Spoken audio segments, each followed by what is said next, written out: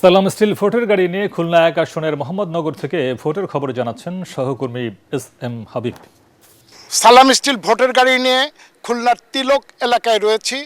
আমরা এখানকার ভোটারদের সঙ্গে জানতে চাই আসলে তাদের সুবিধা অসুবিধাগুলো কি এবং তারা কি ধরনের প্রার্থী চান। খুলনা মোংলা মহাসড়ক খুব মানে সমস্যা।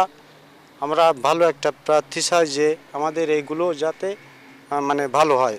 এইখানের যে সড়ক ব্যবস্থা, বিশেষ করে খুলনা মোংলা যে মহাসড়ক, যেটি মোংলা বন্দরের সঙ্গে সম্পৃক্ত, এই সড়কটির এত ভয়ঙ্কর অবস্থা যে এখানে যানবাহন প্রতিনিয়তই দুর্ঘটনার শিকার হয় এবং তারা চায় যে এমন প্রার্থী আসুক যিনি অন্তত এই সড়কগুলি নির্মাণের ক্ষেত্রে বিশেষ ভূমিকা রাখবেন। সালাম স্টিল ভোটের গাড়ি নিয়ে এই ছিল আমার কাছে সর্বশেষ। ভূমিকম্প সহনীয় মোস্ট ডিউরেবল দেশের প্রথম থার্মেক্স রড সালাম স্টিল। সালাম স্টিল বোঝে ডিউরেবিলিটি। সালাম স্টিল মোস্ট ডিউরেবল স্টিল। মানিকগঞ্জের সদর আসন থেকে সেখানকার নির্বাচনী খবর জানাচ্ছেন সহকর্মী সাজ্জাদ জাহান। সালাম স্টিল ভোটের গাড়ি নিয়ে আমরা রয়েছি মানিকগঞ্জে 3টি সংসদীয় আসন রয়েছে। প্রতিটি আসনের প্রার্থীরা ভোটারদের দ্বারে দ্বারে যাচ্ছেন। নির্বাচন যত ঘনিয়ে আসছে তারা প্রার্থীরা ভোটারদের আশ্বস্ত করছেন আসন্ন নির্বাচনে তারা জয়লাভ করলে কি উন্নয়ন করবেন। তবে আমরা ভোটারদের সাথে কথা বলে যেটা জানতে পেরেছি, এখানকার মোটা দাগে সমস্যা হচ্ছে রাস্তাঘাটের বেহাল অবস্থা, সেই সাথে এখানে চিকিৎসারও ভালো কোনো ব্যবস্থা নেই। উন্নত চিকিৎসার জন্য তাদেরকে ঢাকার উপর নির্ভরশীল হতে হয়।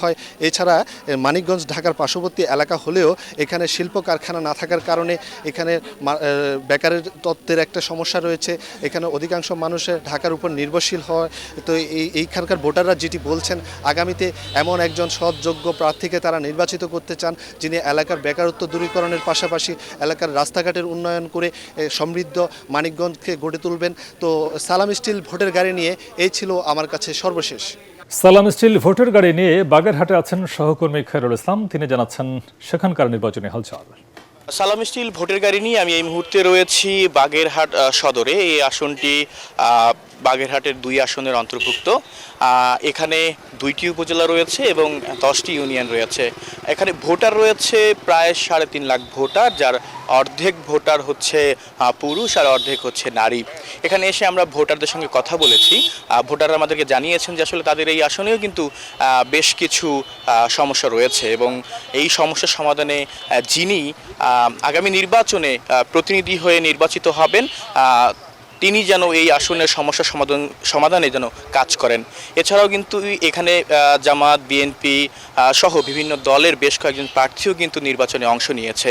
তারাও কিন্তু নানা প্রতিশ্রুতি দিচ্ছে যে আসলে তারা বিজয়ী হলে এই আসনকে উন্নয়নের মডেল হিসেবে তৈরি করবে। সালাম স্টিল ভোটের গাড়ি নিয়ে এই ছিল আমার কাছ থেকে সর্বশেষ খবর।